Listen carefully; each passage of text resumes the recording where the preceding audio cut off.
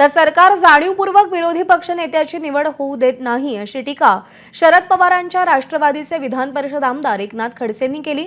तर विधानसभेमध्ये विरोधी पक्षनेता नाही ही स्वातंत्र्याची गळचेपी असल्याची टीका ठाकरेंच्या शिवसेनेचे खासदार संजय राऊत यांनी केली। तर पहिल्याच दिवशी विरोधी पक्षनेतेपद द्यायला हवं होतं असं काँग्रेसचे प्रदेशाध्यक्ष हर्षवर्धन सपकाळ यांनी म्हटलंय।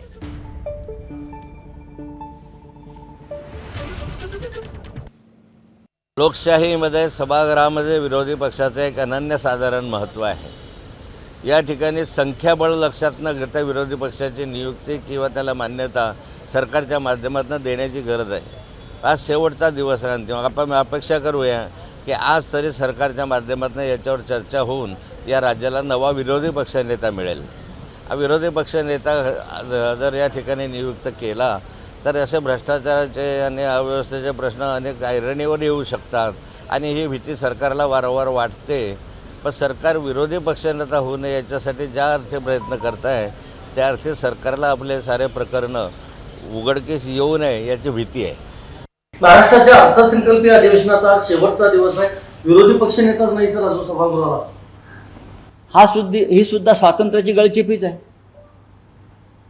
महाराष्ट्रामध्ये विधानसभेत विरोधी पक्षनेता नाही ही स्वातंत्र्याची एक प्रकारे गळचेपी आहे ना। त्याच्यावरती कोणी बोलते का की महाराष्ट्रामध्ये विरोधी पक्षनेत्याची नेमणूक का केली जात नाही? हे जर आपण सांगितलं असतं तर बरं झालं असतं। दिल्लीमध्ये आपण बघितलं की दिल्लीमध्ये कमी त्या ठिकाणी आमदार निवडून आल्यानंतर देखील विरोधी पक्षनेतेपद हे भाजपने दिलं आहे। मात्र महाराष्ट्रात तो दुजाभाव दाखवला जातोय तो का दाखवला जातोय? कुठे विरोधकांना विरोधक या नात्यानं जे संविधानिक एक संस्कार आहेत, आपली परंपरा आहे आणि त्या परंपरेला कुठेतरी पायमल्ली करण्याचं काम हे या सरकारकडून सुरू आहे। वास्तविक पाहता पहिल्याच दिवशी विरोधी पक्ष नेत्यांची घोषणा ही होणं अपेक्षित होतं। एबीपी माझा, उघडा डोळे बघा नीट।